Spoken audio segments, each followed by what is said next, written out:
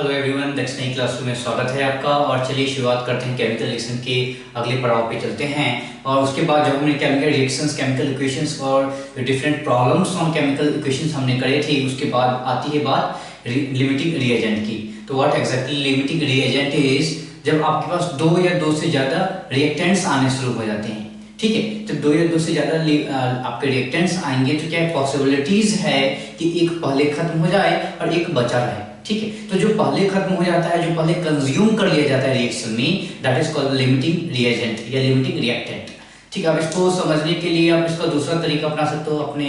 Late us take a general example for that. आप और आपकी छोटी बहन, आप मार्केट में गए हो, let's take some festival is there and you both went for the, कुछ मार्केटिंग करना है, कुछ खरीदना है, कुछ घूमना है। ठीक है, तो आपको मिले 150 रुपीज। मान लीजिए आप बड़े भैया हो, तो let us you are the big brother and your sister both are going for the market. Now what's happening, this is 150 is given by your mother and 100 is given to your sister. ठीक है, mummy ने क्या किया, 150 रुपये आपको दिए and 100 rupees is given to your sister। और क्या बोला गया, मम्मी के क्लियर इंस्ट्रक्शन क्या थे कि दोनों को सेम अमाउंट ऑफ रुपया पैसे खर्च करने हैं। ठीक है, किसी को ज्यादा नहीं, किसी को कम नहीं। तो आप दोनों गए मार्केट में, क्या हो गया कि आपकी बहन को मन किया कि चाट पकौड़े खाते हैं, तो आप दोनों गए वहां पे, मजे से चाट पकौड़े खाया। और let us take you both 80 rupees, 80 रुपए के दोनों ने चाट पकौड़े खा लिए, 20 रुपए बच गया। अब पढ़ाई की बातें करनी थी, तो दोनों ने क्या किया, पेंसिल और इरेजर खरीद लिया। सो लेट अस टेक 20 रुपए के पेंसिल इरेजर दोनों ने खरीद लिए। तो जैसे ही आपने देखा क्या हुआ, 80 + 20 100 रुपया खत्म हो गया। ठीक है, सिस्टर के 100 रुपीज खत्म हो गए। सिमिलरली आपके इस 150 में से 100 रुपीज खत्म हो गए। मम्मी ने क्या बोला था कि दोनों को सेम ही रुपया खर्च करना है, और अगर किसी का पैसा खत्म हो जाता है तो मार्केट से वापस आ जाना है। यानी कि जैसे ही आपके सिस्टर के 100 रुपये खत्म हो गए, आपका जो मार्केटिंग था वहीं पे रिस्ट्रिक्ट हो गया। Now marketing has to be stopped, आपको घर वापस आना होगा। इसी तरीके से रिएक्शन में होता है कि जो रिएक्टेंट खत्म हो जाता है, रिएक्शन वहीं पे स्टॉप हो जाता है, और रिएक्शन वहां पे स्टॉप होने के बाद आप जो खत्म हो गया है, दैट इज ऑलरेडी कंज्यूम्ड हो गया है रिएक्शन में, that is called the limiting reagent. इसको दूसरे एग्जांपल से आप समझ सकते हो। Let us take a simple example of water, formation of water. Hydrogen plus oxygen क्या होगा, H2O देगा। Again you have to have balanced chemical equation, आपके केमिकल इक्वेशन बैलेंस होने चाहिए। तो बैलेंस कर लीजिए इसको। तो कैसे बैलेंस करेंगे, this is 2 here and this is 2 here. Let us take, मैंने क्या बोला कि 10 moles of oxygen. Let us कोई डब्बा है, इस डब्बे में मैंने क्या बोला कि 10 मोल हाइड्रोजन है, 10 मोल ऑक्सीजन है। अब क्या करना है, सिंपल सी बात है, 1 mole of hydrogen will react with 2 mole of hydrogen, sorry 1 mole of oxygen will react with 2 moles of hydrogen. Similarly 2 मोल कितने के साथ करेगा, 4 के साथ करेगा। 3 मोल कितने के साथ करेगा, 6 के साथ। 4 मोल करेगा 8 के साथ। And 5 moles of oxygen will react with 10 moles of hydrogen. अगर 6 मोल ऑफ ऑक्सीजन, यहाँ तो ऑक्सीजन तो ज्यादा है, 6 मोल ऑफ ऑक्सीजन रिएक्शन करने के लिए आया था, पर क्या हुआ, सारा का सारा हाइड्रोजन खर्च हो चुका है। All the hydrogen molecules has, सबके सब क्या है अभी कंज्यूम, सारे के सारे हाइड्रोजन मॉलिक्यूल्स कंज्यूम हो चुके हैं। अब ये बंदा जो छठा मॉलिक्यूल्स या छठा मोल्स ऑफ जो ऑक्सीजन है वो आया था यहाँ पे देखने के लिए क्या हमारे पास हाइड्रोजन बचे हैं, नहीं। अब हमारे पास कोई हाइड्रोजन नहीं बचे हैं। सो जो कंज्यूम हो गया that is your limiting reagent. ठीक है, तो ऐसे सारे रिएक्टेंट्स जो पहले कंज्यूम कर लिए जाते हैं रिएक्शन में, we call them as limiting reagents. ठीक है, अब ये जो लिमिटिंग रिएजेंट है यही डिसाइड करता है कि प्रोडक्ट कितना बनेगा। Amount of product form will be decided by your limiting reagent only. यहां पे देख लेते हैं ना, अगर 10 ऑक्सीजन मोल्स की बात करते तो प्रोडक्ट कितना बनता, 1 मोल ऑफ ऑक्सीजन बनाता है 2 मोल ऑफ वाटर, तो 10 मोल ऑक्सीजन को बनाना चाहिए था 20 मोल्स ऑफ वाटर बनाना चाहिए था। पर क्या 20 मोल्स बन पाएगा? नहीं बन पाएगा, क्योंकि 10 का 10 रिएक्शन कर ही नहीं पा रहा है। Out of this 10 only 5 mole of oxygen he reaction कर पा रहा है। क्यों? क्योंकि 5 मोल्स के जितना ही हाइड्रोजन हमारे पास रिएक्शन में है, 5 मोल्स के बाद वाला ऑक्सीजन क्या है, उसके लिए हाइड्रोजन बचा ही नहीं है रिएक्शन करने के लिए, तो वो प्रोडक्ट बना ही नहीं पाएगा। यानी कि कौन डिसाइड कर रहा है प्रोडक्ट कितना बनेगा? ये हाइड्रोजन, यानी कि जो लिमिटिंग रिएजेंट है वही बताता है कि हाँ भैया 2 मोल बना रहा है 2, तो 10 बनाएगा 10। क्यों? क्योंकि सारा का सारा हाइड्रोजन कंज्यूम कर जा रहा है। तो जितना हाइड्रोजन है उसी के आधार पे आप बताओगे कि कितना वाटर बन रहा है, कितना प्रोडक्ट। ठीक है, तो ये हमेशा ध्यान रखिए, लिमिटिंग रिएक्टेंट्स या रिएजेंट क्या होता है? ऐसे सारे रिएक्टेंट जो सबसे पहले कंज्यूम कर लिए जा रहे हैं रिएक्शन में। दूसरा पॉइंट क्या है? लिमिटिंग रिएक्टेंट ही आपको डिसाइड करके बताएगा कि what will be the amount of product. जो अमाउंट ऑफ प्रोडक्ट है वो किसके द्वारा डिसाइड किया जाएगा? वो लिमिटिंग रिएजेंट के द्वारा ही डिसाइड किया जाएगा। मान लीजिए कोई तीसरा रिएक्शन मैंने आपको दे दिया, S+O2 गिविंग SO2। ओके, मान लीजिए मैंने क्या बोला कि same weight, let us take same weight, क्या बोलते हैं, 32 gram and 32 gram. Okay, same weight of sulphur and oxygen is given in a डब्बा। So 32 gram sulphur is given, then 32 gram oxygen given. क्या बोला? कुछ भी मिले सबसे पहले आपको क्या करना है, नंबर ऑफ मोल्स में कैलकुलेट कर लेना है। तो इसको बोलिए नंबर ऑफ मोल्स में सल्फर का मोलार मास क्या होता है, 32 होता है। So this is number of mole 1। Similarly oxygen का मोलार मास कितना होता है, 32 ग्राम होता है। So this is also number of moles is equal to 1 mole. This is also 1 mole. अब रिएक्शन की बात करते हैं, 1 मोल एक के साथ रिएक्शन करता है, 1 बनाता है, तो यहां से एक के साथ रिएक्शन करके 1 मोल SO2 बना देगा। तो क्या समझ में आ रहा है? यहाँ पे दोनों क्या हो रहा है, दोनों कंज्यूम किया जा रहा है। तो यहाँ पे लिमिटिंग रिएक्टेंट्स नाम की कोई चीज नहीं आ जा रही है, दोनों के दोनों इसके पूरे के पूरे कंज्यूम हो जा रहे हैं। ठीक है, इसी में अगर मैं ये बोलता कि ये 64 ग्राम है, जब ये 64 ग्राम है तो क्या होगा, change the sulphur into number of moles, what will happen, 64 divided 32, so this is equal to 2, number of moles is equal to 2 हो जाएगा। जब 2 मोल हो जाएंगे तो क्या होगा बताइए, 1 मोल सल्फर रिएक्शन करता है 1 मोल ऑक्सीजन के साथ, तो 2 मोल को करना चाहिए था 2 मोल ऑक्सीजन के साथ। क्या हमारे पास 2 मोल हैं? नहीं है, हमारे पास 2 मोल्स ऑफ ऑक्सीजन नहीं है, हमारे पास 1 ही मोल है। एक के साथ कर लेगा, बट ये जो बचा हुआ जो 1 है सल्फर मोल, वो क्या बोलेगा, हमारे पास ऑक्सीजन नहीं है, सो वो जो सल्फर है वो अनरिएक्टेड रह जाएगा। ठीक है, that is not your limiting, that is the access reagent. Which is the limiting reagent? This oxygen जिसकी संख्या कम हो, क्या है, जिसके जो पहले कंज्यूम कर लिया जा रहा हो, that is your limiting reagent, और जो unreacted बच जा रहा हो, that is your excess reagent। Product किसके आधार पे बनेगा, प्रोडक्ट बनाने का जो प्रोडक्ट के अमाउंट कौन है, कितना होगा, वो डिसाइड किसके द्वारा होगा, वो डिसाइड होगा लिमिटिंग रिएजेंट के आधार पे। ठीक है, तो इस तरीके के बहुत सारे प्रॉब्लम्स आपको दिखेंगे।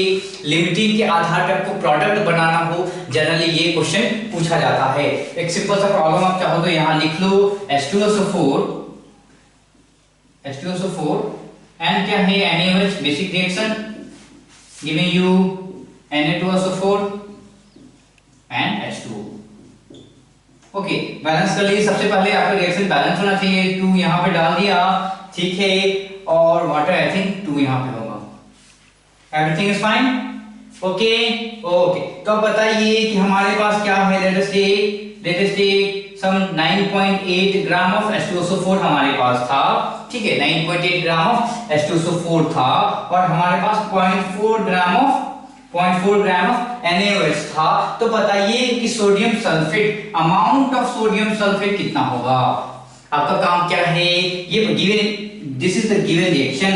इसमें क्या क्या गिवन है? We have been given 9.8 gram of H2SO4 and 0.4 gram of sodium hydroxide. आपका काम है बताना कि what is the amount of sodium sulphate will be formed after the reaction. Reaction के बाद जो सोडियम सल्फेट है वो क्या होगा, तो उसके लिए क्या करना है? सबसे पहले देखना पड़ेगा कि क्या इसमें कोई लिमिटिंग रिएजेंट है। इसके लिए क्या करेंगे? सबसे पहले तो बदलिए इसको नंबर ऑफ मोल्स में। आपको पता है H2SO4 का मोलार मास क्या होता है? 98 ग्राम होता है। So 99.8, let's calculate number of moles of H2SO4। So 9.8 divided by 98, that is equal to 0.1।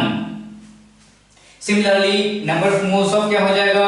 NaOH की बात करना चाहता है, so this is 0.4 divided by 40 gram, so this is क्या होगा? 0.1। सो नंबर ऑफ मोल्स दोनों का क्या है? सेम है। तो नंबर ऑफ मोल्स क्या है? 0.1 मोल है, ये भी 0.1 मोल है। क्या? This is the given amount in the reaction. फिर हमने देखा stoichiometric coefficient, this is 1 here, this is 2 here.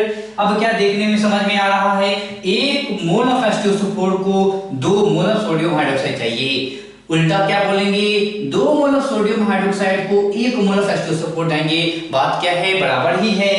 तो यहां समझ में क्या आ रहा है कि 0.1 मोल ऑफ H2SO4 को 0.2 मोल ऑफ सोडियम हाइड्रोक्साइड चाहिए था, पर क्या हमारे पास 0.2 मोल ऑफ सोडियम हाइड्रोक्साइड है? नहीं है। यानी कि सोडियम हाइड्रोक्साइड की जो उसका जो अमाउंट है वो कम है। ठीक है, तो ये बन रहा आपका लिमिटिंग रिएक्टेंट है। करेक्ट, ये आपका लिमिटिंग रिएक्टेंट है। यही डिसाइड करेगा कि कितना सोडियम हाइड्रोक्साइड बनेगा। क्लियर है? लिमिटिंग हमने फाइंड आउट किया। लिमिटिंग के फाइंड आउट करने के बाद आप लिमिटिंग के आधार पे कैलकुलेशन करोगे। अगर आपने एक्सेस के आधार पे कैलकुलेशन किया तो आपका आंसर गलत आएगा। क्यों गलत आएगा? क्योंकि आपके पास 0.1 ही बचा हुआ है। आप जबरदस्ती 0.2 सोडियम हाइड्रोक्साइड के साथ रिएक्शन करवा रहे हो, तो एक्स्ट्रा सोडियम हाइड्रोक्साइड आपने कहीं हवा से उठा के ले आया है। दैट्स व्हाई आपका जो अमाउंट ऑफ सॉल्ट यहाँ पे दिखेगा दैट इज मोर। आपका जो सॉल्ट दिखा वो ज्यादा दिखेगा। क्यों? क्योंकि आपने कुछ हवा से अपने पॉकेट से कुछ सोडियम हाइड्रोक्साइड रिएक्शन में डाल दिया है, जो कि पॉसिबल नहीं है। इसीलिए लिमिटिंग के आधार पर कैलकुलेशन कीजिए। चलिए लिमिटिंग के आधार पर कैलकुलेशन करते हैं। सो क्या समझ में आया? 2 मोल रिएक्शन करता है 1 मोल H2SO4 के साथ and giving 1 mole Na2SO4। Correct, यही रिएक्शन है। 2 mole of sodium hydroxide reaction करता है 1 मोल ऑफ H2SO4 के साथ और 1 मोल ऑफ Na2SO4 देता है। क्या हमारे पास 2 है, हमारे पास 0.1 है, तो 0.1 कितने के साथ देगा? 0.1 will react with 1 by 2 into 0.1 और 1 by 2 into 0.1. So this is the moles of Na2SO4. So क्या हो जाएगा? 0.5 into 0.1 that is equal to 0.05 moles of Na2SO4 will be formed. ठीक है, तो आपका प्रोडक्ट क्या हो जाएगा? 0.05 मोल्स ऑफ सोडियम सल्फेट आपका फॉर्म होगा ऐसे एज ए प्रोडक्ट। ठीक है, तो हमने क्या किया था? सबसे पहला स्टेप क्या है कि आप रिएक्शन को बैलेंस कीजिए। अगर रिएक्शन आपका बैलेंस नहीं है तो दूसरा स्टेप क्या है? नंबर ऑफ मोल्स देखिए कि नंबर ऑफ मोल्स ऑफ दोनों रिएक्टेंट कितने हैं। ठीक, गिवन नंबर ऑफ मोल्स आपको पता होना चाहिए। इसके बाद अगला स्टेप क्या है? Find out the limiting reagent. Limiting reagent कैसे फाइंड आउट कर रहे हैं हम लोग? यहाँ बेसिक तरीके से आगे चलिए तो मैं आपको बताऊंगा कि देयर आर सर्टेन रूल्स भी हैं जिससे फाइंड आउट कर सकते हो। तो ये एक तरीका है। यहाँ तो क्या है? सिंपल रिएक्शन है, इसलिए हम आराम से यहाँ पे बता पा रहे हैं कि लिमिटिंग रिएक्टेंट कौन है। ठीक है, उसके बाद हम क्या करेंगे? जैसे ही हमें पता चल जाएगा कि which one is the limiting reactant, आप उसके आधार पे, उस लिमिटिंग रिएक्टेंट के आधार पे आप बताओगे कि आपका प्रोडक्ट का मोल कितना है, या प्रोडक्ट की वॉल्यूम कितनी है, या प्रोडक्ट का मास कितना है, सो ऑन। तो प्रोडक्ट का जो अमाउंट है वो आपको कौन बताएगा? लिमिटिंग रिएक्टेंट बताएगा। ठीक है, जल्दी से इन सबको नोट कीजिए। चलिए अब देखते हैं आगे की बात। तो मान लीजिए कोई रिएक्शन है H2 plus I2 giving 2 moles of HI। देखिए क्या हो रहा है, लेट अस अज्यूम कि 6 moles of H2 is given in the reaction and 8 moles of I2 is given in the reaction। तो आपको सिंपल सी बात है, आपको 1 मोल ऑफ हाइड्रोजन को 1 मोल ऑफ I2 चाहिए होता है रिएक्शन करने के लिए, यानी कि 6 मोल ऑफ हाइड्रोजन को 6 मोल ऑफ I2 चाहिए होगा रिएक्शन के लिए। पर गिवन 8 है, यानी कि जो आयोडीन है, आयोडीन की संख्या या आयोडीन का अमाउंट क्या है, ज्यादा है। So iodine is your excess reactant, और जो छोटा है दैट इज योर H2 की संख्या क्या है, H2 का जो नंबर ऑफ मॉलिक्यूल्स है या नंबर ऑफ मोल्स है वो जल्दी ही कंज्यूम कर लिया जाएगा, पहले ही कंज्यूम कर लिया जाएगा। That's why we call them as limiting reactant. तो हमें हाइड्रोजन की बातें पता चल गई। अब हम यहां से क्या कैलकुलेट कर सकते हैं, 1 मोल हाइड्रोजन जब रिएक्शन करता है तो देता है 2 मोल ऑफ HI, इसीलिए 6 मोल हाइड्रोजन जब रिएक्शन करेगा तो क्या देगा, 6 × 12 HI देगा। ठीक है, ये हमने कैसे कैलकुलेट किया, बेस्ड ऑन लिमिटिंग रिएक्टेंट। ठीक है, based on this is based on limiting reactant. मान लीजिए एक्सेस के आधार पर आप कैलकुलेशन गलती से कर लेते हैं तो देखिए कैसे आपका आंसर गलत आता है। इसको भी देख लेते हैं। आपको पता है 1 मोल I2 जब रिएक्शन करता है तो देता है 2 HI, पर आपको गिवन है 8, तो 8 मोल अगर 8 मोल I2 रिएक्शन करता है तो देगा कितना, 2 × 8 16 HI। क्या है ये 16 है, यहाँ 12 आ रहा है। इतना ज्यादा क्यों आ गया, इतना ज्यादा इसीलिए आ गया क्योंकि 2 मोल ऑफ I2 को भी आपने रिएक्शन करवा लिया जो कि रिएक्शन करेगा ही नहीं। 2 मोल ऑफ I2 रिएक्शन नहीं करेगा। क्यों नहीं करेगा, क्योंकि I2 को रिएक्शन करने के लिए हाइड्रोजन ही उपलब्ध नहीं है अब रिएक्शन में, रिएक्शन वेसल में। अगर आपसे कोई पूछे कि what is the total number of moles after reaction, what is the total number of moles, अगर कोई पूछे total number of moles after reaction, तो क्या बोलिएगा कि कितना रिएक्शन कर लिया, 6 हाइड्रोजन मोल्स जो था वो रिएक्शन कर लिया, यानी कि वो कंज्यूम हो गया, यानी कि वो अब रिएक्शन में नहीं है। ठीक है, इसमें से 8 - 6 आयोडीन में रिएक्शन कर लिया, अब वो भी रिएक्शन में नहीं है।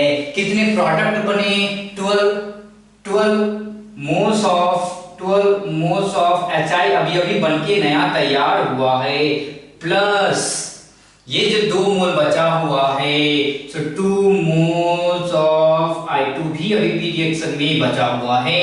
So the total number is equal to 14 moles of gases. So 14 moles of gases जो हैं अभी आपके रिएक्शन वेसल में मौजूद हैं। So that total number of moles available we have is 14 moles. ठीक है, और ये जो हमने किया है दिस इज रॉन्ग, ये क्या है, गलत है। हम ऐसे नहीं कर सकते हैं। क्यों नहीं कर सकते हैं, क्योंकि हमने सारे के सारे I2 को कैलकुलेट कर लिया है। सारा I2 कैलकुलेट नहीं करेगा, 2 मोल्स बचा रह जाएगा, 2 मोल्स रिएक्शन के बाद भी बचा रह जाएगा। ठीक है, ओके। तो ये तो बातें हो गई बहुत सी। मान लीजिए कभी कभी रिएक्शंस बड़े आ जाएंगे, जैसे मान लीजिए यही सिंपल सा रिएक्शन ले लेते हैं, H2 प्लस I2, क्या हो जाएगा, this is let's say 2HI दे रहा है, और मान लीजिए दे दिए यहाँ पे 2.1 दे दिया, 3.6 दे दिया।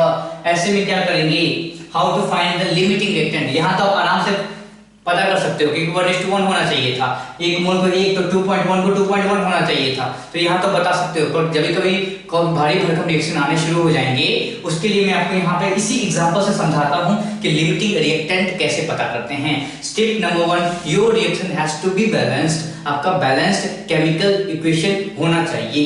दूसरा स्टेप है find out, step number 1 is balanced chemical equation, ये बहुत ही इंपॉर्टेंट है। दूसरा step is number of moles of reactants. आपको पता करना है कि कितने रिएक्टेंट्स के मोल गिवन हैं, यानी कि given number of moles of reactant, अगर मास है तो convert it into the moles, then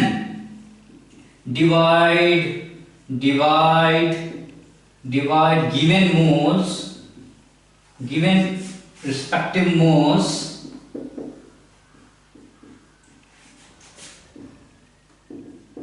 with stoichiometric coefficient.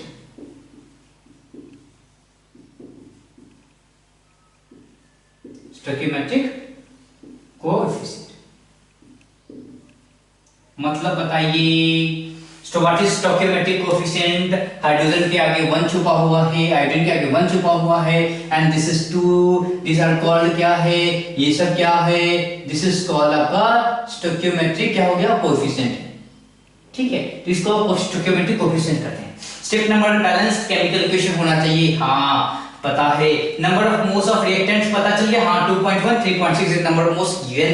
Then divide given respective moles, divide this values with क्या है स्टोइकियोमेट्रिक कोएफिशिएंट की 2.1 डिवाइडेड बाय 1, एंड किसकी बात, हाइड्रोजन की बात करते हैं तो 3.6 divided by 1। What is step number 4? Step number 4 is this value. So the smallest value will be your limiting reagent.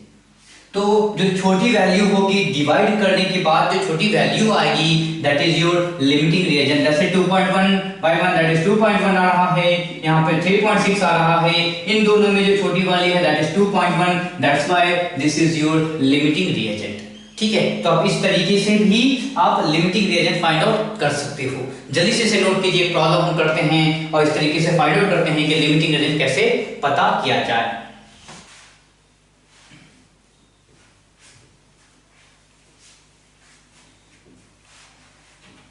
चलिए तो बातें करते हैं फाइंड आउट लिमिटिंग रिएजेंट। जैसे मान लीजिए कोई जनरल रिएक्शन होता है, कोई मान लीजिए कोई जनरल रिएक्शन है, ठीक है, ये A plus BB, let us take two reactants are there and forming two products C and D, ठीक है। मान लीजिए given number of moles of A is X and number of moles of B is Y, these two are the given moles, then क्या करना होगा, find balanced chemical equation balanced है, number of moles reactant, number of moles reactant, divide given respective moles with stoichiometric coefficient।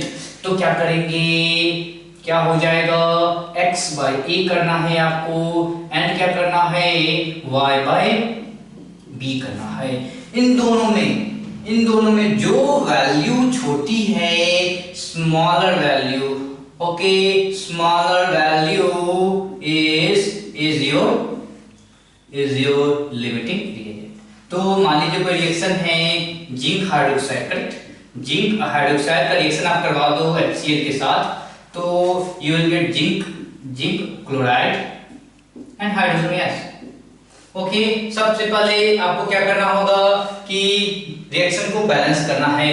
Zinc chloride 2 chlorine है, सो right 2 chlorine here, सो यहाँ पे क्या होगा, chlorine balance है। फिर क्या है, अब क्या होना चाहिए, हाइड्रोजन कितने निकलने चाहिए, hydrogen 2 hydrogen here, 2 hydrogen, sorry we need to have here water, correct, water, okay. So कितने होने चाहिए, 1 2, सो यहाँ पे लिखना होगा 2।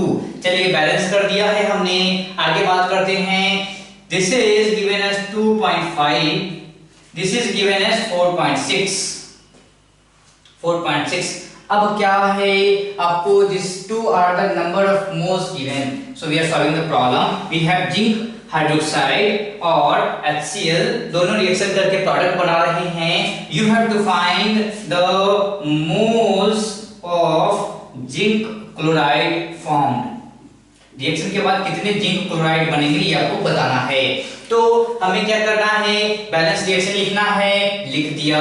Number of moles of reactants find out करना है, फाइंड आउट कर लिया। आगे बताइए, आगे डिवाइड 2.5 को डिवाइड करना है, स्टोइकियोमेट्रिक कोएफिशिएंट 1, सो 1 एंड 4.6 को डिवाइड करना है किससे, स्टोइकियोमेट्रिक कोएफिशिएंट 2, सो 2 डिवाइड कीजिए, so this is coming to be 2.5 itself and this is 2.3, so which one is less, छोटा कौन है दोनों में, दोनों में छोटा है 2.3, that's why this is your limiting reagent, यानी कि HCl is your limiting reagent. ठीक है, तो देखते हैं क्या होता है। सिंपल सी बात है, 1 मोल को चाहिए 2 मोल, तो 2.5 को चाहिए था 5 मोल, पर 5 से छोटा है, तो दैट्स व्हाई लिमिटिंग रिएजेंट। आप इस तरीके से भी जान सकते हो। नाउ जैसे ही हमें पता चल गया कि which one is limiting reagent, the product, amount of product will be decided by this HCl. So 2 moles of HCl कितना प्रोडक्ट बनाता है, 1 मोल जिंक क्लोराइड बनाता है। तो कितने मोल हैं, 4.6 मोल्स ऑफ HCl कितने बनाएंगे, 1/2 into 4.6 and that is equal to 2.3 moles of zinc chloride as the product you are getting। ठीक है, तो आप इस तरीके से भी आराम से क्या कर सकते हो, लिमिटिंग रिएजेंट के जितने प्रॉब्लम्स हैं उसे सॉल्व कर सकते हो। मैंने ये जो तरीका बताया है वो इस कभी कभी आपके पास 2, 3, 4 रिएक्टेंट्स आने शुरू हो जाएंगे, यहाँ पे 2 है तो आप आराम से कैलकुलेशन कर पा रहे हो, पर कभी कभी क्या होगा 3 या 3 से ज्यादा रिएक्टेंट्स आएंगे तो आपके लिए थोड़ा सा मुश्किल हो जाएगी। उस मुश्किल के लिए क्या है, this is the best method. काम क्या है, step number 1 balance chemical equation, step number 2 find out number of moles of all the reactants, अगर मास गिवन है तो मोल्स में बदलिए सबको। Third step, divide all the given number of moles divide by the coefficients, coefficients से divide कीजिए, जो सबसे छोटा नंबर होगा that is your limiting reactant and that will decide your product. अब आप बाकी रिएक्टेंट से आपको कोई मतलब नहीं है, आप उससे कैलकुलेशन कर लीजिए। जैसे हमें पता चला HCl इज द लिमिटिंग, हमें जिंक हाइड्रोक्साइड से कोई मतलब नहीं है, हमने बताया 2 moles of HCl will form 1 mole of zinc chloride, then that's why the 4.6 moles of HCl कितना फॉर्म करें। तो इस तरीके से आप आराम से बना सकते हो। जल्दी से इन्हें आप उतारो, फिर हम लोग चलते हैं अगले पड़ाव पे।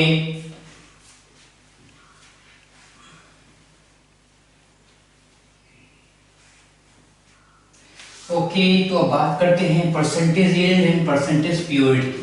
Percentage yield and percentage purity. Percentage yield and percentage purity.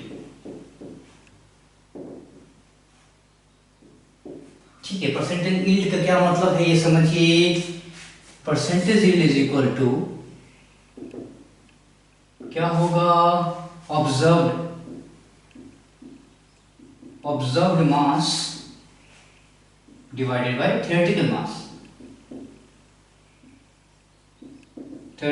Mass into 100। Actually इसका मतलब समझिए क्या होता है, जब कभी केमिकल रिएक्शन, जैसे आप H2 + O2 giving H2O, correct, तो जब H2 + O2 गिविंग H2O की बात करते हो तो हम ये सोचते हैं कि पूरा रिएक्शन क्या है, अच्छे तरीके से जा रहा होगा।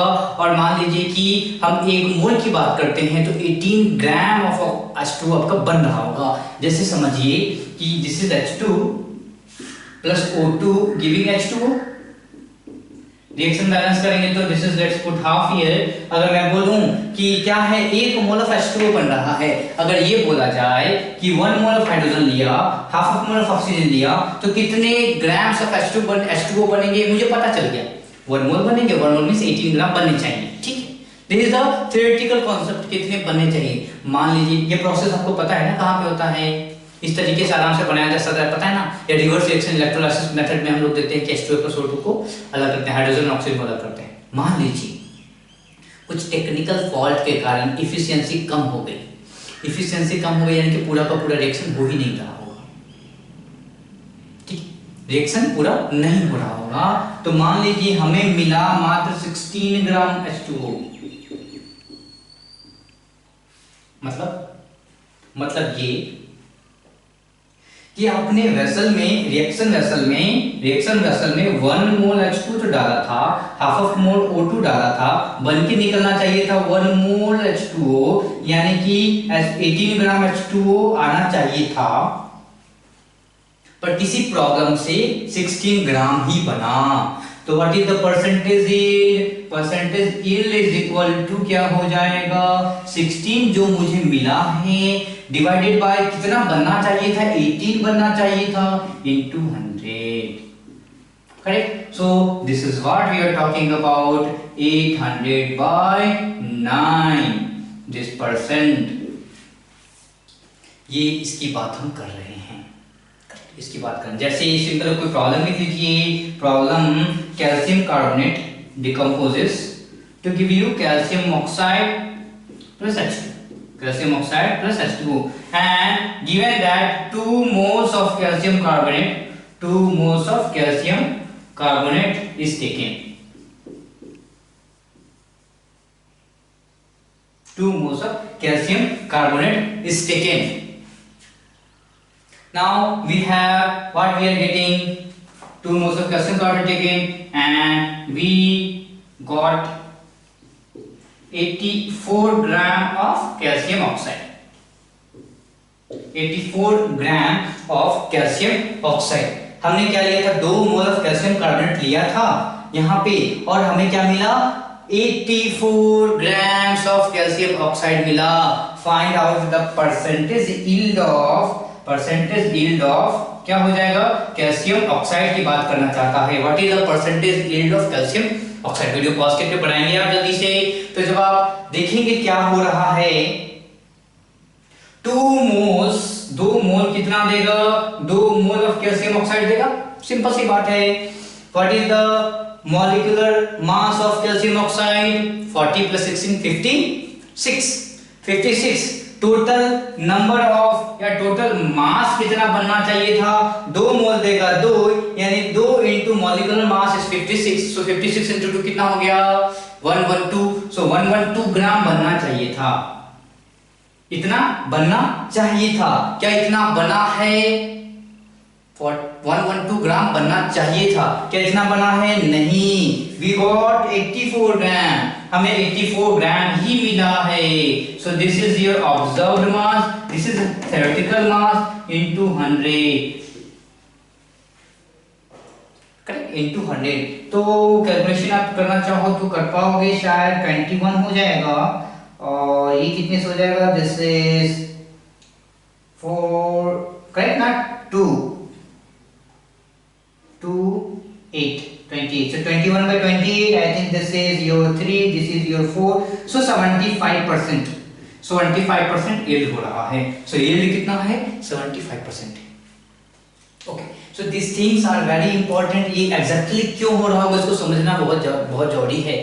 आप कंफ्यूजन हो जाओगे सर ऐसा, दिस इज द प्रॉब्लम। आपके एग्जाम में तो प्रॉब्लम्स ही आने हैं, फिर मैं आपको ये बताना चाहूँ कि कैल्शियम कार्बोनेट मान लीजिए जब आप डिकम्पोजिशन कर रहे हो, यानी कि हीट कर रहे हो, मान लीजिए सफिशिएंट हीट नहीं मिला, तो क्या होगा, कुछ पार्ट डिकम्पोज करेगा, कुछ पार्ट डिकम्पोज नहीं करेगा, ठीक है। तो यहाँ पे क्या हो रहा है कि जितने कैल्शियम कार्बोनेट के जो मोल्स दिए गए थे उसमें से 75% ही डिकम्पोज किया है, बाकी नहीं कर पाया है। तो यील्ड होना चाहिए था 112 ग्राम आना चाहिए था मास, पर कैल्शियम ऑक्साइड के 112 ग्राम आना चाहिए था, पर आया नहीं, आया 84 ग्राम ही, यानी कि परसेंटेज यील्ड कितना निकला, 75%। ठीक, तो ये जल्दी से आप इसे नोट कीजिए, बहुत ही आसान सवाल है।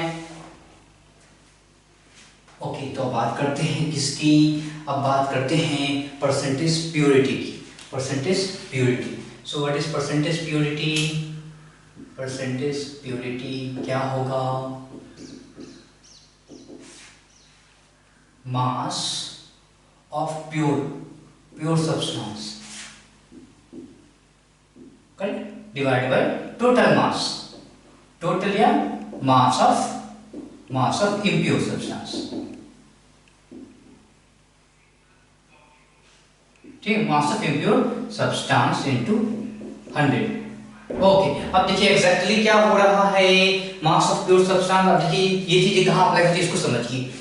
जैसे आप ओर्स निकालते हो, नहीं, जब आप जाते हो तो क्या होता है, जब खदान करने के बाद आयरन के, कॉपर के, एल्यूमिनियम के ओर्स निकाले जाते हैं, तो उसमें क्या है, अब जैसे आप आयरन के ओर्स निकाला आपने, तो जरूरी है कि सारे के सारे उसमें आयरन ही हर जगह होंगे।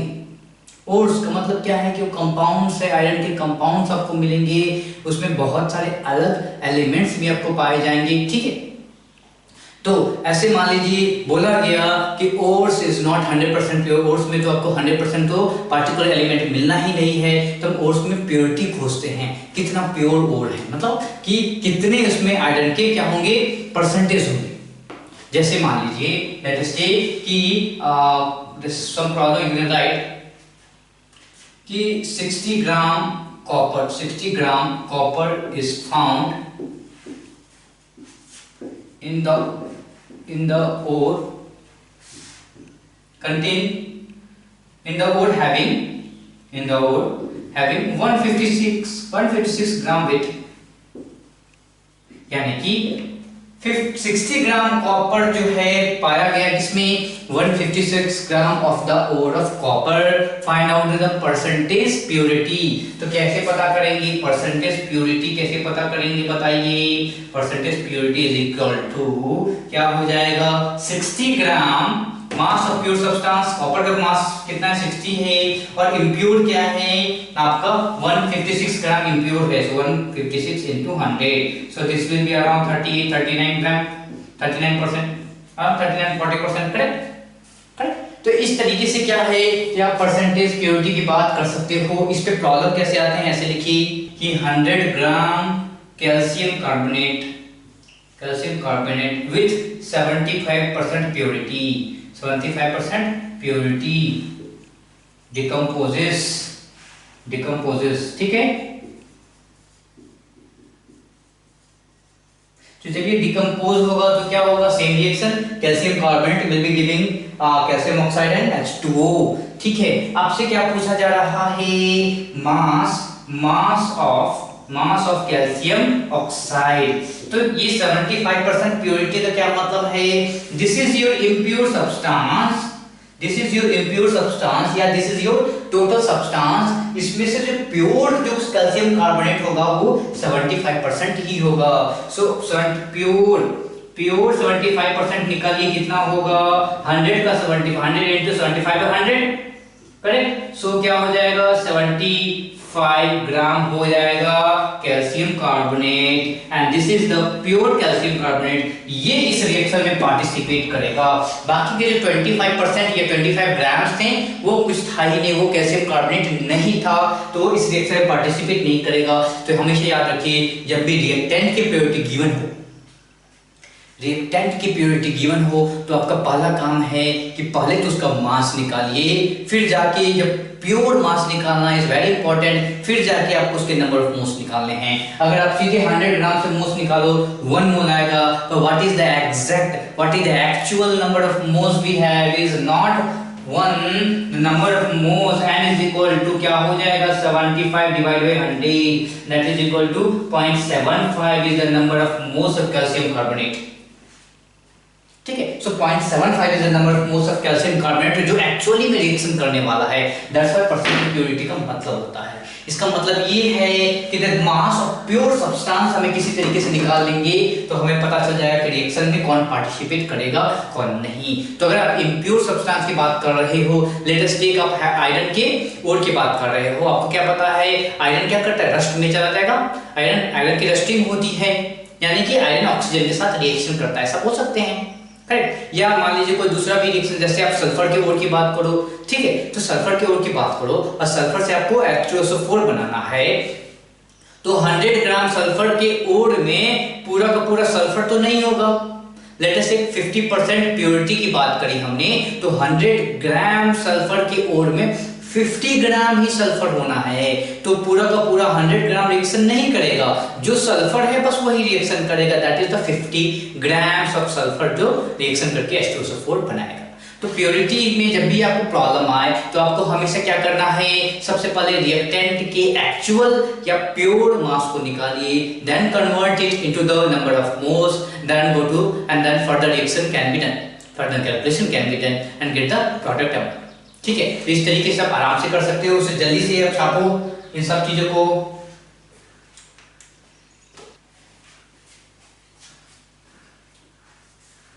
ओके, सो लिखिए POAC,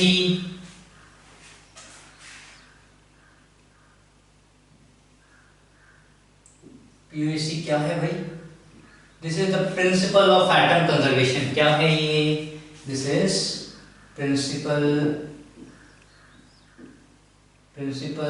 ऑफ एटम कंजर्वेशन।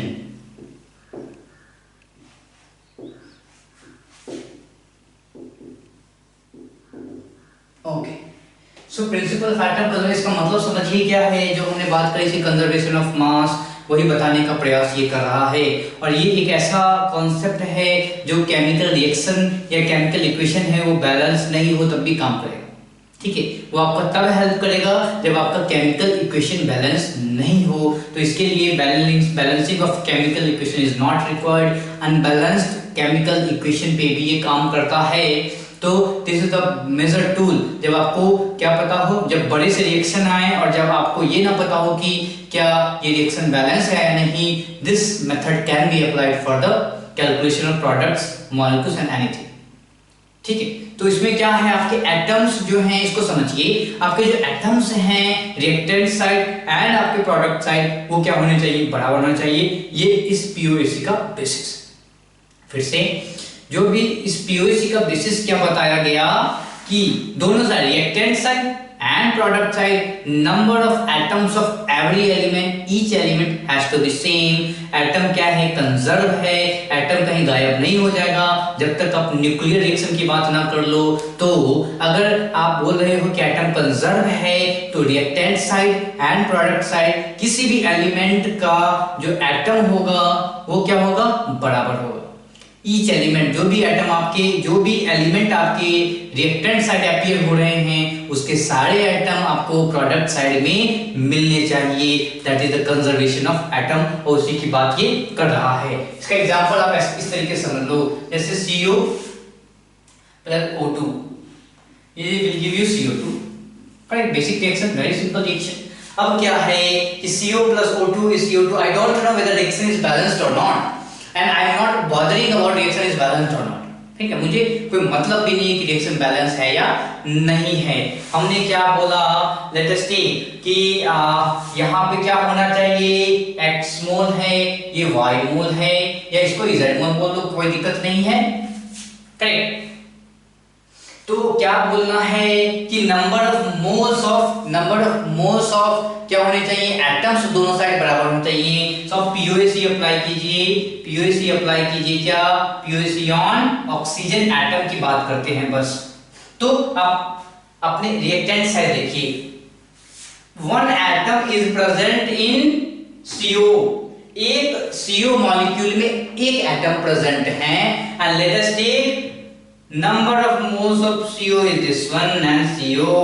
तो ये क्या हो गया, this will give you the number of oxygen atom in CO। हमें क्या करना है, याद रखिए, हमें एटम्स बैलेंस करना है। मॉलिक्यूल से मतलब नहीं है अपने को, हमको एटम्स बैलेंस करना है। तो हमको क्या करना, रिएक्टेंट साइड में कितने ऑक्सीजन एटम हैं has to be equal to आपके जो प्रोडक्ट साइड में कितने एटम्स हैं। तो सिर्फ ऑक्सीजन एटम की बात करी हमने, तो क्या होगा, एक CO मॉलिक्यूल में एक एटम।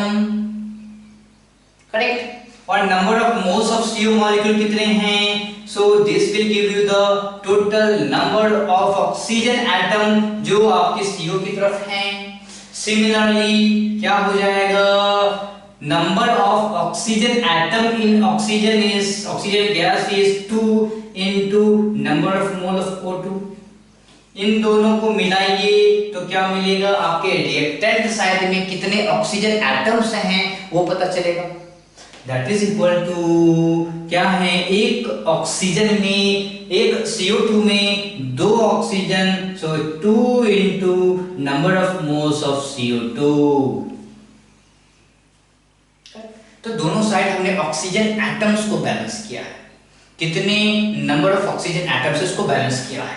अब देखिए पीओएसी अप्लाई कीजिए, पीओएसी अप्लाई किया, मान लीजिए आप ऑन कार्बन, तो क्या हो जाएगा, 1 into कार्बन क्या है, एक ही है, so 1 into number of moles of CO is equal to क्या हो जाएगा, एक ही कार्बन है, 1 into number of moles of CO। ठीक है, तो इस तरीके से आप क्या कर सकते हो, ये हमें कोई मतलब ही नहीं है कि आपका जो रिएक्शन बैलेंस है कि नहीं है, आप आराम से कैलकुलेशन कर सकते हो। ठीक है, तो इस तरीके से आप आराम से कैलकुलेशन कर सकते हो। एक प्रॉब्लम लिख लो आप। प्रॉब्लम क्या है, 25.4 ग्राम I2 and 14.2 gram chlorine mixed to produce ICl and ICl3. ठीक है, ICl and ICl3. What is the number of moles of ICl and number of moles of ICl3? तो इसके लिए क्या करना है, अगर आपको एग्जैक्टली पता करना हो तो आप क्या करोगे, लिखोगे रिएक्शन, लिखोगे I2 plus Cl2 will give you ICl and ICl3। Reaction को बैलेंस करना पड़ेगा। आपको पता है क्या होगा, ये रेडॉक्स रिएक्शन है तो आपको बैलेंस करना पड़ेगा, करेक्ट। हमें POAC का यूज करके बिना बैलेंस किए ही प्रोडक्ट बताना है, तो कैसे करेंगे, सिंपल सी बात है, POAC on I, यानी कि आप आयोडीन एटम पे POAC लगाइए तो आपके लेफ्ट हैंड साइड में क्या होगा, एक I2 मॉलिक्यूल में 2 एटम है तो 2 into number of moles of I2, correct. यहाँ पे I2 नहीं है तो 0 हो गया, दैट इज इक्वल टू इस वाले मॉलिक्यूल में कितने आयोडीन है, एक ही आयोडीन है, 1 into number of moles of ICl plus इसमें कितने हैं, एक ही है, so 1 into number of moles of ICl3। Similarly POAC apply कीजिए, POAC अप्लाई किया मैंने किसमें, ऑन क्लोरीन, तो क्लोरीन में क्या पता चला, यहाँ पे तो 0 है, सो लिखा 0 plus number of moles 2 into NCl2, number of moles of chlorine molecule, ये बराबर हो जाएगा 1 into number of moles of ICl plus 3 into number of moles of ICl3। तो हमने क्या किया, एटम, क्लोरीन एटम और आयोडीन एटम पे क्या POAC अप्लाई किया है। अब देखिए इसको कैसे सॉल्व करेंगे, लेट अस टेक, इसके मोल को x ले लेते हैं, इसके मोल को y ले लेते हैं, ताकि ये बड़ा बड़ा लिखना ना पड़े हमको, ठीक है। और दूसरा बात, NI2 and NCl2 कैलकुलेशन कर सकते हैं क्या, हाँ, ग्राम्स गिवन है, तो ग्राम्स गिवन है तो कैलकुलेशन कीजिए। I2 का मॉलिक्यूलर मास कितना हो जाएगा बताइए, I2 का मॉलिक्यूलर मास कितना हो जाएगा, I2 का मॉलिक्यूलर मास हो जाएगा 254, करेक्ट। I2 254, सो क्या हो गया, दिस इज 0.1। सिमिलरली क्लोरीन का आप देखिए क्या हो जाएगा, 71 ग्राम होता है, नंबर ऑफ मोल्स क्या निकल जाएगा, 14.2 divided by 71, so this is 0.2, correct। So number of moles of chlorine is 0.2, number of moles of I2 is 0.1।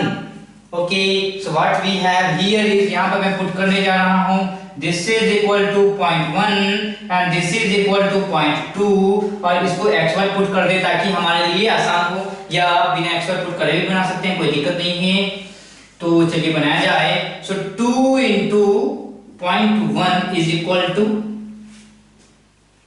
let us take this is x, ताकि लिखना आसान हो जाए हमारे लिए, x प्लस क्या है 1 into y, so let us put y। Similarly दूसरा लिखिए इसको, क्या हो जाएगा 2 into 0.2 is equal to क्या हो जाएगा, x plus 3y। 2 equation 2 variable solve कर लीजिए।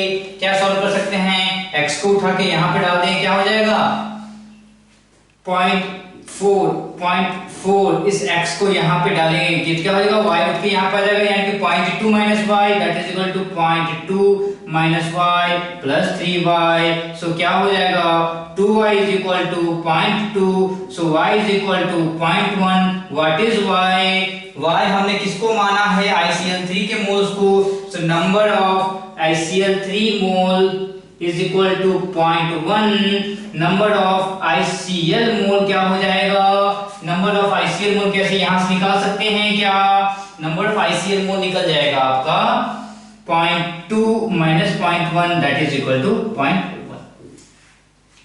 ठीक है। तो इस तरीके से आप पीओएससी से बिना रिएक्शन बैलेंस किए प्रॉब्लम को सॉल्व कर सकते हो, इसमें कोई प्रॉब्लम नहीं होगी। तो आगे हम इसके बाद अगले लेक्चर में ऑक्सीडेशन रिडक्शन की बात कर रहे हैं और फिर उसके बाद कंसंट्रेशन टर्म्स की बात करेंगे और अंतिम लेक्चर में मैं आपको बहुत सारे डिफरेंट टाइप्स ऑफ प्रॉब्लम्स की बातें भी करूंगा और कैसे प्रॉब्लम को सॉल्व करें और कैसे टाइम ना लगे इसकी बातों को भी देखेंगे। और साथ ही साथ जो आपको होमवर्क दिए जा रहे हैं उसको तो आपको करना ही है और देखते रहना है, कॉन्सेप्ट चेक करना है अपना, ठीक है। कॉन्सेप्ट क्यों चेक करना है? ताकि आपकी कैसे प्रॉब्लम्स, कहां पे आपकी गलतियां करने वाले हो, ये सारी चीजें हमें समझना है, सीखना है और स्पीड बनाना है, ठीक है। इन सब चीज का ध्यान रखेंगे। चलिए फिर मिलते हैं आपके अगले लेक्चर में। Thank you very much.